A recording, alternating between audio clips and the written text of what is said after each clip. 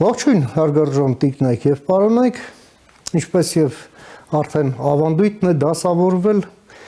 երեքշաբթի օրերին 20:00-ին մենք պատասխանում ենք ձեր հարցերին։ Այս ընթացքում մենք անդրադարձել ենք հիմնականում այսպես բուն քաղաքական հարցերին, չնայած մեր կյանքում ամեն ինչն է քաղաքականություն եւ հատկապես քաղաքականություն է այն ամենը, ինչ վերաբերվում է մեր դատաիրավական համակարգին։ Դատական իշխանությունը դա իշխանություն է, դա երրորդ իշխանությունն է օրենսդրից եւ գործադիրի կողքին կամ դրանցից հետո կամ ուղղակի իշարած դրանց առանց դրա պետություն պետական օրգանիզմ կարկաս գոյություն չունի եւ չի կարող ունենալ։ Դատական իշխանությունը դա ընդհանրապես կայունության հիմնական հենասյունն է։ Սակայն արդյոք իրականում այդպես է մեզ մոտ։ Դատական ռեֆորմների մասին մենք խոսում ենք 18 թվականից սկսած։ Եվ արդյունքներն ավելի քիչ են, քան խոսում ենք։ Եվ դրա վկայությունն է նաև հենց այսօր Transparency International միջազգային կազմակերպության այն զեկույցը, որը ցույց է տալիս, որ Հայաստանում կոռուպցիայի ընկալման համաթիվը մնացել է նույնը 46 եւ այնպես չէ, որ մենք այդտեղ առաջադիմում ենք։ Իհարկե, միջին համաշխարհայինից մի քիչ լավ է, բայց դա այն չէ, ինչ պետք է Հայաստանին։ Այն Հայաստանին, որը պատրաստվում է բազմամիլիարդ ներդրումներ ներգրավել, որովհետեւ դատական իշխանությունը նաև ներդրումների համար առանցքային օղակն է, որն ապահովում է այդ ներդրումների հոսքը, աշխատանքը եւ ընդհանրապես երկրի զարգացումը։ Չկա դատական իշխանություն, չկա զարգացում։ Այսօր մենք խոսենք մեր դատաիրավական ոլորտի իրավիճակի եւ դատական ռեֆորմների ընթացքի մասին։ Մեր տաղավարում են Հանուն Հանրապետության կուսակցության նախագահ Արման Բաբաջանյանը, ողջույն Արման, եւ Իրավունքի Եվրոպա հասարակական կազմակերպության ղեկավար, իրավագետ, իրավաբան Լուսինե Հակոբյանը, ողջույն Լուսինե, ուրախ եմ ձեզ հետ այս եթերը կազմակերպելը։ Համեցեք։ Շնորհակալ եմ։ Նախ քանի որ այդ ներածական խոսքում նշեցիք կոռուպցիայի ընկալման համաթվի վերջին ցուցանիշի մասին, զուտ ուղղակի հստակեցման կարգով ասեմ, որ հակակոռուպցիոն ոլորտը նույնական չի դատաիրավական ոլորտի հետ, այնտեղ իհարկե հատումներ կան, այո, բայց դրանք տարբեր են։ Ու եթե սկսենք դատաիրավական ոլորտի մասին քննարկումը եւ ելի ընկալումներն ու ակնկալիքները, պետքա ֆիքսենք, որ 2018 թվականի հեղափոխությունից հետո ամենամեծ ակնկալիքն այն էր, որ այդ ոլորտի խորքային բարեփոխում իրականացվի եւ շատ էր խոսվում վեթինգի մասին եւ իհարկե այդ վեթինգը չարվեց դե տարբեր պատճառներ բերվեցին, ասվեց, որ սահմանադրությունը վկայակոչվեց, այնտեղ տարբեր թիմի անդամներ իշխող կուսակցության գնացին հայտարարեցին, որ ճիշտը կոնսերվատիվ մոտեցումն է, նաև որոշակի դեր խաղաց միջազգային հանրությունը, բայց էլի կարծում եմ, որ միջազգային հանրությանը հնարավոր էր եթե լիներ քաղաքական կամք բացատրել, եթե այն մարդիկ, որոնք ներքին համոզմունք ունեին, որ այդ ռեֆորմն անհրաժեշտություն է, իրենք կարողանային գնալ եւ առաջնագծում խոսել այդ կառույցների հետ, բայց իրականում էլի այդ կոնսերվատիվ մոտեցումները կրողները գնացին, խոսեցին եւ հետեւաբար դա տեղի չունեցավ։ Եվ հիմա խոսել վեթինգի մասին նույնն է, ինչ իսկապես այն հայտնի երկիչ երկհանի բառերով գնացքն արդեն մեկնել է եւ մենք ուշացել ենք նրանից։ Այս կետում նույնիսկ միջազգային համայնքն էլ չի հասկանա, եթե մենք այդ հիմա 26 թիվ ենք արդեն 8 տարի անց նստենք էլի խոսենք վեթինգի մասին։ Բայց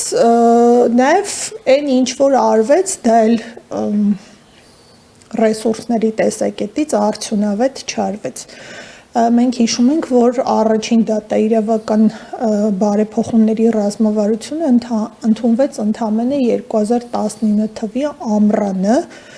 եւ մինչ այդ քաղաքասարակությունը ահագին խոսում ահազանգում էր, որ անհրաժեշտ է առնվազն հրատապ կարգով քարտեզագրել անելիքները, սակայն այդ քարտեզագրումը արվեց 1 տարուց ավելի ժամանակ անց եւ այն էլ համակողմանի չարվեց արդեն երկրորդ արդարադատության նախարարը եկավ եւ քանի որ շատ էին ուշացել արդեն այսպես հապճեպ ինչ որ բան դրեցին կպցրեցին իրար եւ ստացան դատաիրավական բարեփոխումների ռազմավարություն 2018-23 թվականների համար, եթե չեմ սխալվում, կարող մի տարի սխալվեմ, այնուհետև եկան երրորդ նախարարը, չորրորդը արդեն որոշեց, որ այն ինչը որ չի կատարվել, այն առաջին դատաիրավական բարեփոխումների ռազմավարության մեջ դա զուտ պետք է այսպես ավտոմատ տեղափոխել երկրորդում եւ մշակվեց 23-26 թվականներին կամ 22-26-ը եւ ավտոմատ այդ գործողությունների շատերը տեղափոխվեցին մյուս ռազմավարության մեջ, բայց անգամ այսպես խորքային եւ անկախ մշտադիտարկում չիրականացվեց, որպեսզի հասկանայինք, թե օրինակ առաջինում ինչ միջոցառումներ կային, որ չարվեցին, ինչու չարվեցին, այո, գնահատվեին դրանք, որոնք որ արվեցին, ինչ որակով արվեցին, դրանց խոչընդոտներն ու արգելքները, որոնք էին, այսինքն նորմալ, այսպես անկախ գնահատում չիրականացվեց։ Արդարադատության նախարարությունը, որը պատասխանատու է դատաիրավական ոլորտի քաղաքականության մշակման համար, ինքը իհարկե իր ուժերով ինչ որ մշտադիտարկում անում է, բայց դե քանի որ այստեղ միշտ մեթոդաբանական սխալ կա, կատարողը ինքը իրեն չպետք է մշտադիտարկի, այստեղ էլ մենք չենք կարող օբյեկտիվ պատկեր ստանալ։ Մյուս կողմից կային քաղաքասարակության կառույցներ, որոնք ունեին փորձագիտական ռեսուրսն ու չասեմ այսպես կատարելապես ունակ էին, բայց էլի որոշակի կարողություններ ունեին ու կարելի էր միջազգային կառույցների հետ աշխատել այդ կարողությունները հզորացնելու ուղղությամբ, բայց այդտեղ էլ եւ այդ կարողությունների բացը իրենն ասեց եւ ֆինանսական ռեսուրսների բացի իրենն ասեց, որովհետեւ այստեղ էլ միջազգային համայնքը որոշակի մոտեցում ուներ, եթե իրենք ասում են, եթե մենք պետության հետ աշխատում ենք դատաիրավական ոլորտի ուղղությամբ, օրինակ, հա, Եվրամիությունը աշխատում է Եվրախորհրդի հետ, այդ ոլորտում որոշակի միջոցառումներ են պլանավորում իրականացնում, հենա մենք աշխատում ենք պետության հետ։ Սա հենա հեղափոխական պետությունը իրենք ստանձնել են, որ պետք է այդ հանձնառությունները իրականացնել, հենց մի հատ առանձին էլ եւի կարիք կա խոսելու, որ դա նաեւ սեպայով ստանձնած հանձնառություն է, այդ առանձին եւի կանդրադառնանք, հիմա չեմ ուզում սեպայի ուղղությամբ գնամ։ Բայց նաև այս խնդիրը առաջացավ, որ ասացին, դե մենք պետության հետ կաշխատենք, մենք պետությանը բյուջետային աջակցություն ենք տրամադրում եւ այլն, եւ այստեղ էլ այդ ֆինանսական միջոցները չներգրավվեցին եւ քաղաքասարակության հետ համապատասխան աշխատանք չտարվեց։ Եվ հիմա եկել հանգել ենք արդեն մի հանգրվանի, երբ կառավարությունը արդեն պատրաստում է երրորդ դատաիրավական ռազմավարությունը մշակել եւ էլի նախկինը պատշաճ մշտադիտարկման ենթարկված չի։ Այս եթե ռազմավարություններից խոսենք, բայց այնտեղ արդեն դետալացված կարելի է եւ դատարանների վիճակից խոսել եւ ծանրաբեռնվածությունից եւ նշանակումներից եւ կարգապահականներից եւ փաստաբանների վիճակից փաստաբանության ինստիտուտի այդտեղ արդեն եւ մենք հասկանում ենք, չէ, որ ինքնին այդ թույլ կարևոր իշխանությունը նաեւ ոչ միայն ներքին ինստիտուցիոնալ խնդիր է պետության կայունության համար, նաև արտաքին ներգործության միջոց է։ Եվ դատական իշխանությունը այդ իմաստով միշտ խոցելի է եղել։ Եվ այստեղ իհարկե մենք կոռուպցիայի մասին ենք խոսում, կոռուպցիայի համատվի մասին ենք խոսում, մենք առասարակ նաև կոռուպցիայի նկատմամբ զրո հանդուրժողականության դիրքերից հանդես եկող քաղաքական ուժ ենք եւ այդ իմաստով կարծում եմ, որ այս առաջընթաց չունենալը հեղափոխությունից հետո հատկապես ինքնին լրջագույն նահանջ է։ Մենք չպետք է բավարարվենք սրանով եւ չպետք է մեզ մխիթարենք, որ գոնե նահանջ չունենք, որովհետեւ ի վերջո դուք շատ կարևոր բան նշեցիք 18 թվականից սկսած մենք արդարադատության ոլորտում ակնկալիքների մասին, բայց հեղափոխությունն ինքնին արդարության սպասման եւ արդարության ակնկալիքի վրա էր եւ կոռուպցիան ուղղակի անթույլատրելի եւ զրո հանդուրժողականության հրամայականն էր մարդկանց փողոց դուրս բերել, որովհետեւ համատարած մենք մեր կյանքը եղել է դատական իշխանության այդ այլասերումը եւ մենք տեսել ենք թե դա ինչի է բերել պետությունը հանգեցրել։ Եվ իհարկե այն թվականը, որ դուք մատնանշում եք 19 թվական, ես ազգային ժողովում էի, հիշում եմ նաեւ երբ վարչապետը այդ ժամանակ արդարադատության նախարարի հետ դատական իշխանության ռեֆորմները նկարագրում էին իբրև միսը շատ չխորովելու եւ շատ հունչ թողնելու, այսպես ինչ որ հետ էին համատում եւ այսօր տեսնում ենք որ վարչապետը ինքը հայտարարում է որ մենք չէինք էլ պատկերացնում որ դատական իշխանությունը այս աստիճան վատ վիճակում է, որովհետեւ եթե դու ժամանակին չես գնում թերապևտի, գուցե նաեւ անհրաժեշտ վիրահատական միջոցների, ինքը գալիս կանգնում է այստեղ եւ հիմա այո ճիշտ եք վեթինգի մասին խոսելը նույնիսկ կարող է անհեթեթ թվալ, բայց ինձ խնդրում եմ ասեք, իսկ որն է դրա այլընտրանքը։ Ինչ շարունակել ես կարգապահական վարույթներով լուծել մի հարց, որը պիտի լուծվեր վեթինգով, որովհետև ես նախարարների հետ եմ խոսել, ասում են դե կարգապահականով անում ենք այն ինչ որ դուք ուզում էիք ժամանակին։ Մինչդեռ մենք վեթինգը պատկերացրել ենք անընդհատ գործընթաց։ Ոչ թե մի անգամ մարդուն վեթինգի ենթարկեցինք մտավ համակարգ, այլ համակարգ մտնելուց հետո էլ անընդհատ պիտի այդ բարևարկության ստուգման գործընթացը հնարավոր լինի իրականացնել այստեղ։ Եվ սա իհարկե մենք հիմա դատական իշխանության մասին ենք խոսում, բայց մենք պարտադիր ենք համարում ամբողջ իրավական ոլորտի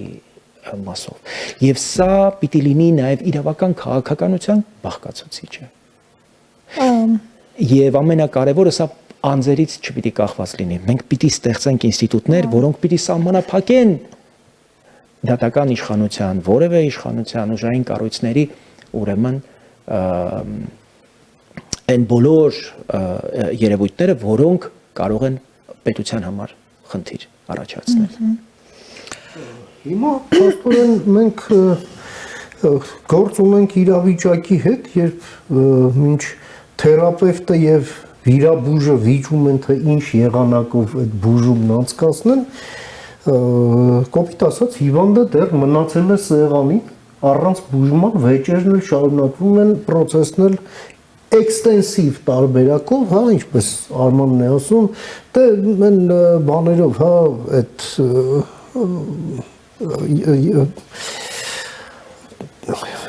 մեկ որ կարգապահականով մենք անում ենք այն ինչ որ ուզում ենք։ Այս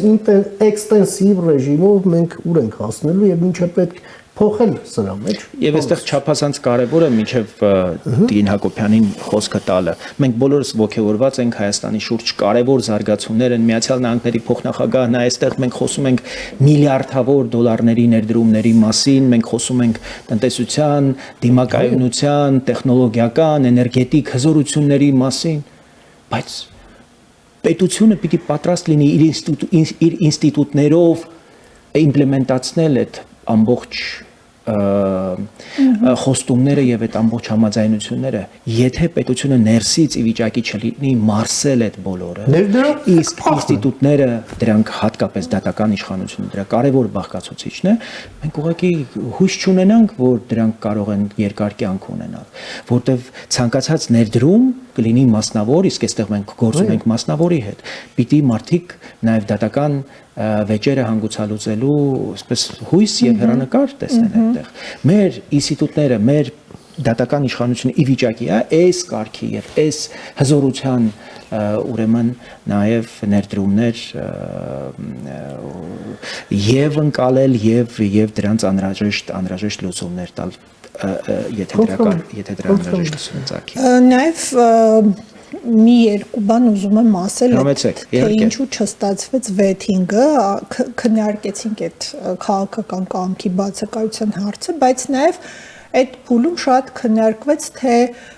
վեթինգը ինչով է աննպատակահարմար եւ օրինակներ բերվում Ալբանիայի եւ ասում են, որ այնտեղ ձախողված փորձ է եղել եւ պետք չէ այդ փորձը, բայց ամեն ձախողված փորձ կարող է տրամադրել արժեքավոր դասեր եւ այդ դասերը վերցնելով մենք կարող ենք իսկապես խուսափել ձախողումից եւ դա սարքել հաջողության պատմություն, բայց այն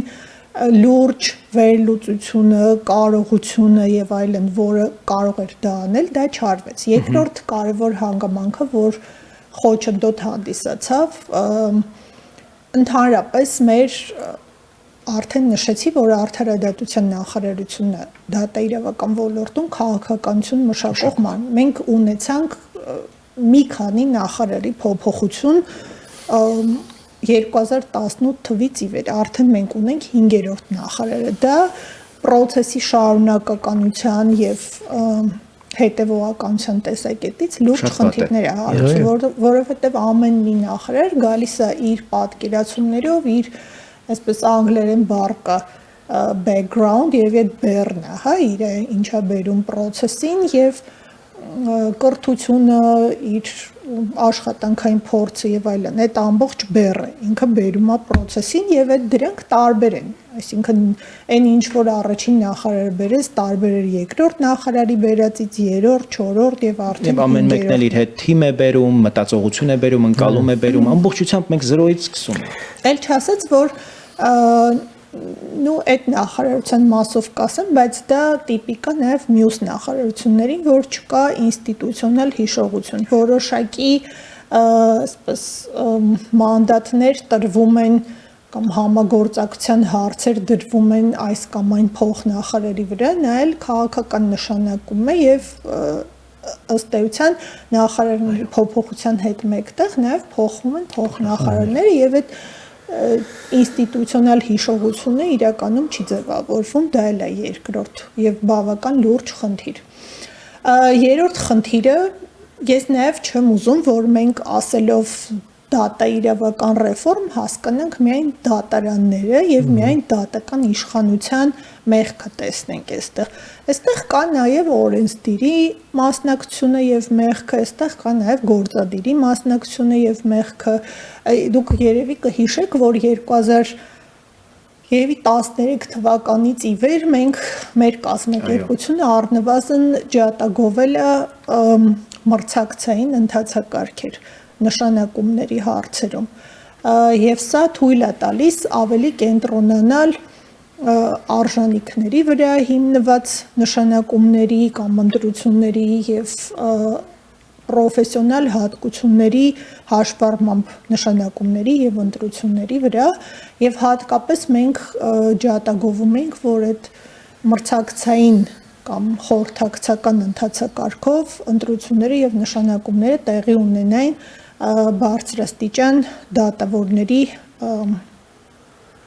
ընտրության եւ նշանակման գործընթացներում առաջադրման եւ այդ հեղափոխությունից հետո շատ կարճ ժամանակահատվածում այդ ընթացակարգը գործում էր առնվազն ես հիշում եմ որ նախկին նախագահը այդպիսի մի խորհրդակցական ընթացակարգ նախաձեռնեց Սահմանադրական դատարանի դատավորի ընտրության համատեքստում եւ դա շատ կարեւոր էր այնտեղ մարդիկ գալիս էին խոսում էին իրենց տեսլականից իրենց հարցեր էին տրվում, այո, հարցեր էին տրվում եւ այլն, իսկ հետո այդ ընթացակարգից ձեռ քաշեցին ընդհանրապես եւ արդեն սկսեցին առաջադրումները ըստ տարբեր չափանիշների եւ ոչ միշտ բավական օբյեկտիվ։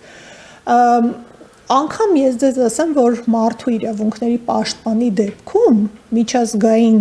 համապատասխան ինստիտուտները այն դեպքում օրինակ այդպիսի կազմակերպություն կամ կառույց կա, կոչվում է մարդու իրավունքների պաշտպանների համաշխարհային դաշնակցություն կամ դաշինք։ Եվ իրենք եւս անգամ մարդու իրավունքների պաշտպանի դեպքում իրենց առաջարկությունն է, որ պաշտպանը առաջադրվի մրցութային ընթացակարգով, այլ ոչ թե այսպես պատահական կամ, չգիտեմ, սիրված կամ լոյալ կամ չլոյալ կամ, չգիտեմ, թեկնածուներ։ Եվ այդ ընթացակարգը, եթե ներդրվի,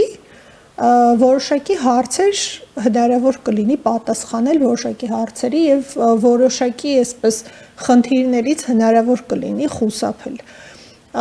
Առնվազն դա կլինի այսպիսի կիսաբաց ինչ որ մի գործընթաց, որտեղ մշտադիտարկող կառույցները, քաղաքասարակությունը, չգիտեմ, ակադեմիական համայնքը կկարողանան իրենց հարցերն ուղղել եւ լայն հանրությունից այդ հարցերը նաեւ ստանալ եւ իրենց խողովակով ուղղել այդ հարցերը։ Բացի դրանից այդ կառույցները նաեւ կազմում են կարևոր մոնիտորինգային զեկույցներ եւ դրանք եւս արժեքավոր են օրինակ ապագայում դասեր քաղելու, վատ փորձառություններից խուսափելու եւ այլնի համար։ Եվ այդ ընթացակարգը վերականգնելը շատ կարևոր է։ Նաև դատավորների հարցում կարծում եմ էլի մենք մի քիչ զգուշ պետքա լինենք, որովհետև իրանք այն իշխանությունն են, որոնք ավելի քիչ հնարավորություն ունեն խոսելու եւ պաշտպանվելու։ Եվ իրապես դատաիրավական համակարգում կան բանի մած պրոֆեսիոնալ դատավորներ, որոնք այսպես քննադատությունից ու լուրջ հարցակումներից իրենք եւս տուժում են, որովհետեւ այս թացը չորի հետ խառնվում գնում է։ Բայց իհարկե կան դատավորներ, որոնք հեղափոխությունից հետո այդ պաշտոնը չպետքա զբաղեցնեին, հայտնի անուններ կան, գիտենք, ապրել ենք Հայաստանում ոչ միայն համակարգից դուրս չեն եկել, մարդիկ առաջխաղացում են ունեցել։ Եվ այդ մարդիկ պետքա որոշակի պատասխանատվություն կրեին կամ առնվազն այսպես հանրորեն բացատրեին իրենց այն ժամանակվա որոշումների եւ գործողությունների պատճառները իրենց ովքեր են հրահանգել, ինչ են ստիպել, ինչ սպառնալիքներով են ստիպել, եթե եղել են այդպիսիք, այդ գործընթացն է պետքա տեղի ունենար, այլ ոչ այսպես այդ մարդիկ ասեին դե լավ,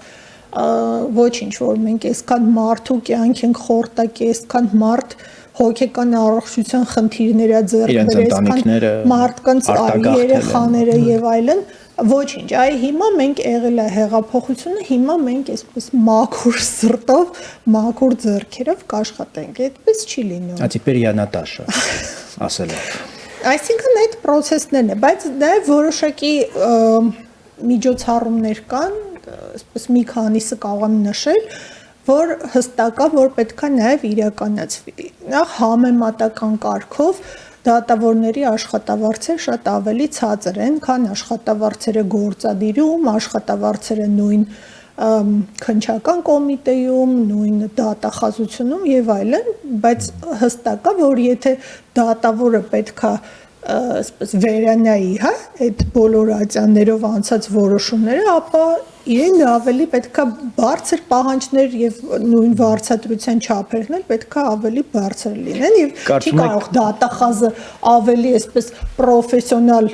եւ լավ վարձատրվող դատախազ գա եւ քիչ միջակ դատավորի, որին կարողացել ենք նշանակել, որովհետև այդ աշխատավարձով ինքն է համաձայնվել, ինքը վերադայի, այսինքն այդ ամեն ինչը սիմետրիկ պետք է լինի։ Բայց կարծում եք, որ աշխատավարձը կապ ունի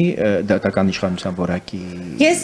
այս կոմպլեքս խնդիրների մասն եմ խոսում, դա նաև խնդիրներից մեկն է։ Բնականաբար ես չեմ ասում, այդ ամեն ինչը նույնը թողենք, որ աշխատավարձը բարձրացնենք, հա, ոչինչ աշխատավարձերը եւ ակնկալենք, որ կփոխվի։ Այո, եւ ամեն ինչ լավ կլինի, հստակ է, որ այն քիչ առաջ խոսում խոսում էին քաղաքական պատվեր կատարող դատավորների մասին, նրանց համար աշխատավարձը բարձրացնես, չբարձրացնես, բան չի փոխվելու, բայց հստակ է, որ կան դատավորներ, պարկեշտ, ազնիվ եւ արդար եւ իրենց վարձատրությունն էլ պետք է համապատասխան լինի, առնվազն գործադիրից, օրինակ դատավորները ընդհանրապես պարգևավճար չեն ստանում, գիտեք, եւ իրենց աշխատավարձերն էլ օրինակ 2 տարի առաջ իջեցվել են, տեղյակ եք, այսինքն այդպիսի բան տեղ չի կարող, այո, իջեցվել են դատավորների աշխատավարձը։ Վատ աշխատելու համար։ Ընդհանրապես համատարած իջեցվել։ Այսինքն ինչ ինդեքսացիա է տեղի ունեցել եւ իջեցրել են։ Չգիտեմ ինչ տրամաբանություն, ես երբ որ օրինակ նույն փաստաբանության հարկերն են բարձրացվել փոխարենը, դրա մասին էլ կխոսեմ։ Մի անգամ առիթ եղավ այդ որոշում կայացնողներից մեկին այդ հարցը տվեցի, ասեցի օրինակ ինչու է փաստաբանության հարկերը բարձրանում, չէ՞ որ դա անդրադառնալու է մեր շահառուների վրա, բնականաբար փաստաբանը, եթե իրեն այս X գումարն անհրաժեշտ ապրելու համար, այդ X գումարը պետք է շահառուից ստանա, վստահորդից վերցնի, այսինքն այդ գումարը անդրադառնալու է վստահորդի վրա։ Դե ասեցին, որ մենք դա անում ենք, որպեսզի դատավորների աշխատավարձերը բարձրացնենք, բայց պարզվեց, որ դատավորները ոչ միայն պարգևավճար չեն ստանում, այլև աշխատավարձի իջեցում են ունեցել 2 տարի առաջ։ Հետևաբար այս կոմպլեքս խնդիրները պետք է դիտարկել, քննարկել, հասկանալ դրանց պատճառները եւ այդ պատճառները բնականաբար եթե մեր դատավորները ստանան ցածր աշխատավարձ եւ ստանան անհամաչափ գործեր քանակական առումով բնականաբար պետք է ասի դե ես էլ իմ վարձատրության չափով պետք է աշխատեմ հիմա 2 տարի է տևելու 2 տարի կքննեմ 7 տարի է դե հիմա օրինակ նորից վարույթներ կան որոնք նիստ է եղել եւ մյուս տարի են նշանակված նիստը հաջորդ դա է մեր դատական իշխանության վիճակը ես ուզում եմ նաեւ ինստիտուցիոնալ առումով քննարկում ծավալել ձեզ հետ բարձրագույն դատական խորհուրդը 15 թվականից սահմանադրության մեջ որպես առանձին ինստիտուտ ամրագրվեց արդարացրել է ձեզ այդ խորհուրդը եւ արդյոք մենք պատկերացում ունենք թե հիմնարար ռեֆորմը ինչ տեսք պիտի ունենա եւ արդյոք պիտի պահպանվի բարձրագույն դատական խորհուրդը թե ոչ բարձրագույն դատական խորհուրդը որոշակի կարևոր գործառույթներ պետք է իրականացներ եւ այսպես որոշ չափով փորձում է իրականացնի դրանք, բայց այստեղ էլ մենք զերծ չենք խնդիրներից եւ հիմա ինչ որ ասելու եմ բարձրագույն դատական խորհրդին է վերաբերում, բայց ոչ միայն ընդհանրապես մեր պետությունում որոշակի ընտրովի արդարադատության երևույթներ կան եւ դա եւս տեղ ունի նաեւ բարձրագույն դատական խորհրդում տեղի ունեցող պրակտիկաներում եւ ես խոսում եմ հիմա դատավորների կարգապահական պատասխանատվության գործընթացների մասին հստակ է որ այնտեղ էլ որոշակի այսպես ընտրովի արդարադատության երևույթներ տեղի են ունենում այդ նույն ներդրումային միջավայրում խոսեցիք արդարադատական համակարգի կարևոր դերակատարման մասին եւ մի քանի տարի առաջ եվրոպական դատարանը շատ կարևոր վճիռ կայացրեց մի ներդրողի վերաբերող գործով, որտեղ դատական համակարգը ըստ էության արդարադատություն չէր իրականացրել։ Այդ ընկերության հայցերը վարույթ չէին ընդունվել, այսպես փոխանցվել էին ատյանից ատյան եւ ի վերջո այդ խնդիրը լուծեց եվրոպական դատարանը եւ տվեց գնահատական։ Ինչ տեղի ունեցավ 3 դատավորներ կարգապահական պատասխանատվության ենթարկվեցին, որոնք քննել էին այդ գործը ազգային դատարանում։ Իսկ ըստ էության մեկը հրաժարական տվեց։ Հետո մի որոշ ժամանակ անց այդ մեկը էլի դիմեց եւ նշանակվեց դատավոր։ Այսինքն ինչպես կարող է նման իրողություն տեղի ունենա, եթե մենք խոսում ենք հավասար չափանիշների եւ այլնի մասին։ Այսինքն այստեղ ես չեմ ուզում պնդեմ, որ հետ դա է տեղի ունեցել, բայց ողջամիտ կասկած է առաջանում, որ ինչ որ հուշում է այդ դատավորին։ Կարող ես դիմել, մենք քեզ Հիմա եթե համատարած այդ պրակտիկաները այդպես լինեին, օրինակ ես գիտեմ, որ որոշ եվրոպական պետություններում այդպես տենց ֆորմալացված ընթացակարգեր իրոք չկան։ Բարձրագույն դատական խորհուրդն էլ ընդհանրապես դատարանների ադմինիստրատիվ հարցերն է լուծում, այլ ոչ կարգապահականներով եւ առաջ խաղացումներով նման հարցերով չի զբաղվում, այլ գերագույն դատարաններն են այդ հարցերով զբաղվում։ Եվ այնտեղ օրինակ հստակ է, որ պրակտիկան Նիդերլանդների մասին եմ խոսում, հակվածություն չկա դատավորներին անցկացնելու կարգապահական պրոցեսներով, որովհետև գնահատականն այն է, որ դա վնասում է դատական իշխանության հեղինակությանը եւ վստահությանը։ Եվ ինչ է տեղի ունենում, դատավորը, որը այսպես ենթադրյալ կարգապահական խախտում է թույլ տվել, իրեն օրինակ հրավիրում են, ասում են, որ եթե սա այս խախտումը քննվի ֆորմալ ընթացակարգերով, հնարավոր է, որ կարգապահական պատասխանատվության դուք ենթարկվեք ընդհանուր մինչև պաշտոնից ազատումը։ Հետևաբար նպատակահարմար է այս պարագայում հրաժարականը եւ ինքնավորոշումը։ Այո։ Այսինքն, բայց այստեղ այդ իրավիճակի հետ մենք գործ չունենք, մենք գործ ունենք իրավիճակի հետ, երբ հստակորեն ինչ որ մի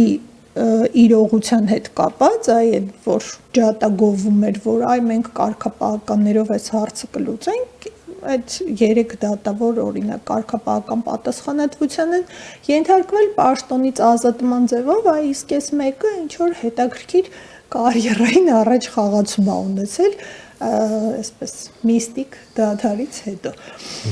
Եվ այդ հարցերն էլ բավական խնդրահարույց են եւ էլի ընտրովի արդարադատության մասին կասկածների տեղիք են տալիս, բայց դատա իրավական ոլորտը միայն դատարաններ չեն, ինչպես ասացի, արդեն մենք ունենք նաեւ փաստաբանության խնդիրը։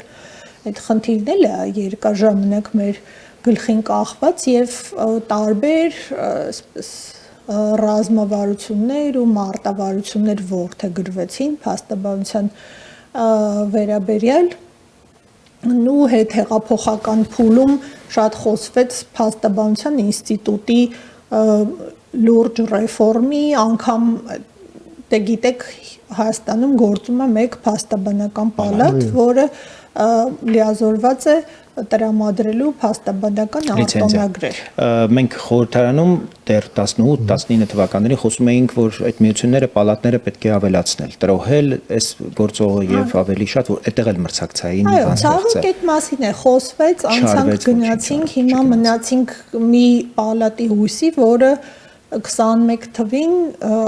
ամբողջությամբ պալատի նախագահով, աշխատակազմով եւ այլն ստեղծվել եւ ընդգրկվել էին Զարթոնք կուսակցությունում, ընդհանուր մինչեւ անվտանգության աշխատակիցներին տարել մցրել էին այդ կուսակցության ցուցակ։ Եվ հետո ասացին դե այս պահին այս մարդը նախագահը չի պալատի, բայց այդ մարդը փաստաբանության դպրոցի տնօրեն դարձավ, այսինքն ինչ տարբերություն էլի։ Եվ հիմա էլ քաղաքական process-ների ակտիվ քաղաքական process-ների ակտիվ մասնակից։ Քաղաքական ես կասեի։ Եվ դա էլ է վնասում ընդհանրապես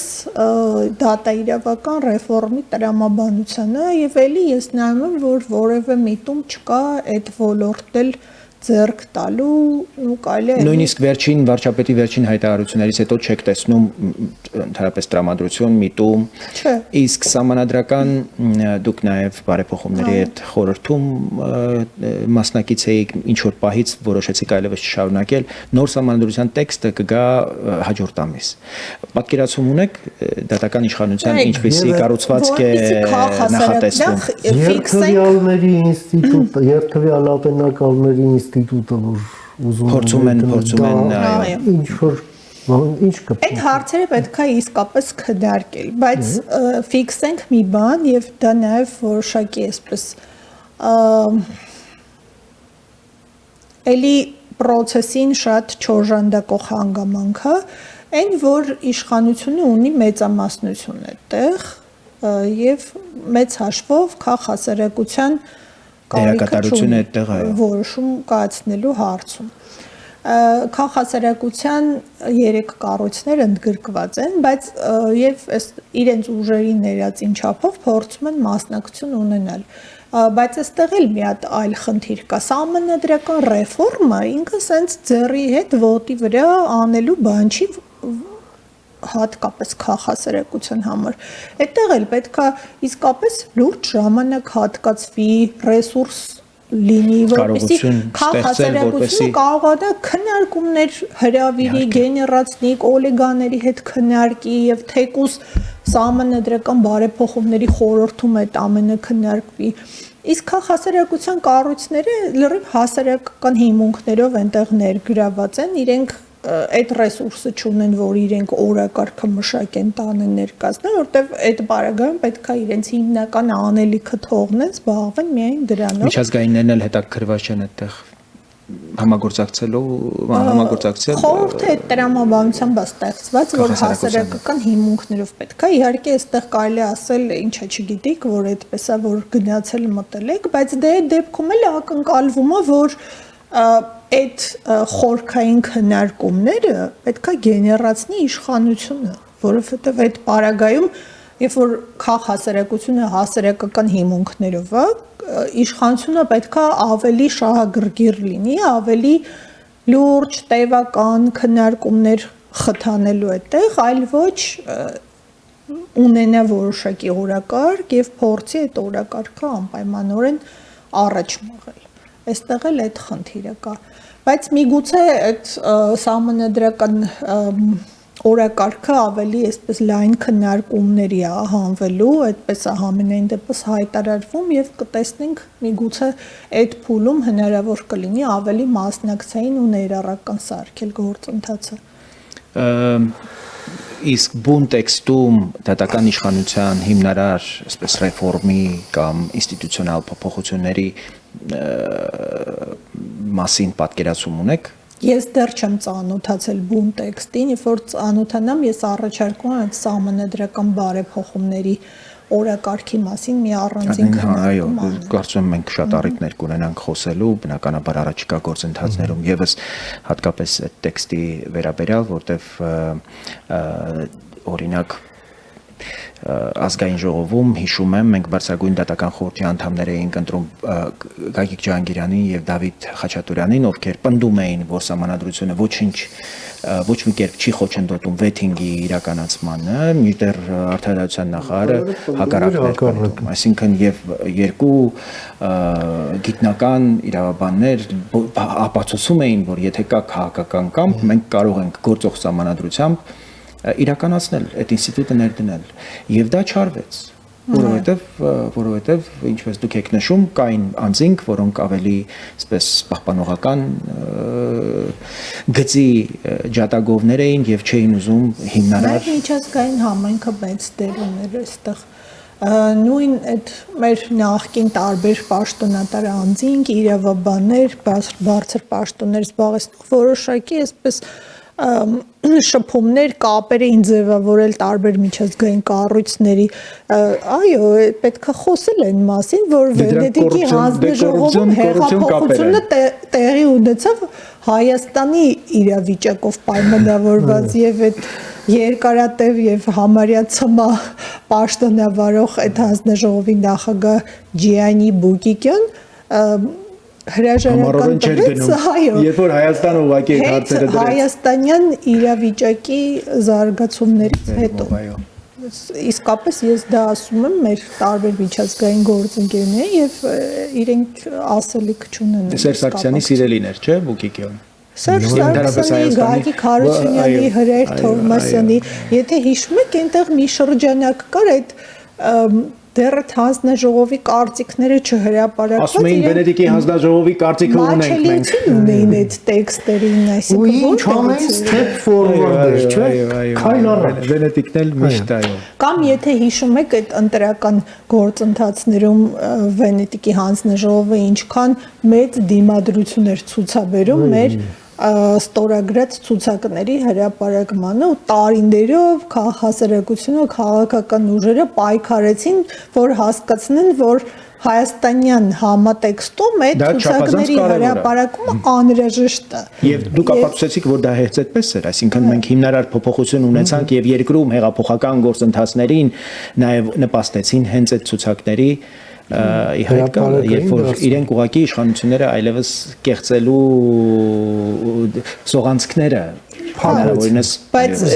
հիշում եք, չէ՞, նույն իշխանությունը անդադ հղում էր կատարում Դավիթ Հարությունյանը անձամբ այն ժամանակվա արդարադատության նախարար հենց Վենետիկի հանձնաժողովի կարծիքներին։ Ու Վենետիկի հանձնաժողովն ոչ մի այսպես առարկություն չէր դրսևորում, ինչև եթե չեմ սխալվում 2016 թվականը ինչ որ հատուկ ինչ որ վերապահում ընդունեց, ասելով, որ դիտորդների վստահված անձանց փակ շրջանակի համար միգուցե ճիշտ է այդ ցուցակների հրապարակումը, բայց արդեն ամբողջությամբ հրապարակեցին իշխանությունը։ Այո։ Թե ինչ, ես թեման անսպառ է, գոնե հայաստանյան իրականության մեջ, մենք դեռ կսպասենք սահմանադրության տեքստի հրապարակմանը, նաև կսպասենք ի վերջո ինչ հայեցակարգ է ձևավորում, թե ինչ անել դատական իշխանության իրավական ոլորտի հետ եւ ընդհանրապես պատկերացումը որն է այս բազմամիլիարդ ներդրումները ինչպես մենք պետք է աբսորբցիա անենք հոգուտ մեզ բոլորիս եւ նաեւ այս տրանսպարենսի այս համաթվի վերաբերյալ կարծում եմ դեռ շատ կարճ ժամանակ է անցել իշխանությունը դեռ իր բացատրությունը կտա նաեւ համապատասխան գերատեսչությունների եւ ինստիտուտների ղեկավարները եւս մենք էլ կհետևենք դեպքերի ընթացքին եւ դեռ կշարունակենք այս խոսակցությունը։ Առասարակ սա չափազանց կարևոր խոսակցություն է այն իմաստով, որ մենք մշտապես խոսում ենք ժողովրդավարության մասին, մեր պետության ինքնիշխանության մասին, առանց դատական իշխանության պաշտպանության մենք չենք կարող ունենալ եւ պատշաճ զարգացում այդտեղ եւ պատշաճ մակարդակի ժողովրդավարական գործընթացներ հենց դատական իշխանությամբ պաշտպանությունն է անհրաժեշտ, որպեսզի մենք կարողանանք մշտական այդ process-ի մեջ լինել եւ դրանով է նաեւ պայմանավորված մեր պետության ինքնիշխանության աստիճանը, որքան մենք ավելի խորը ժողովրդավարական գործընթացներ հայտարարենք եւ իրապես ձեռնամուխ լինենք խորացնելու այդ գործընթացները, այնքան մեր պետությունը ավելի ինքնիշխան, ավելի ինքնուրույն կլինի, իսկ սրա համար չափազանց կարեւոր է դատական իշխանության աջակցությունն ու զորակցությունը։ Մենք պետք է միշտ մեր թիկունքին զգանք այդ դատական իշխանության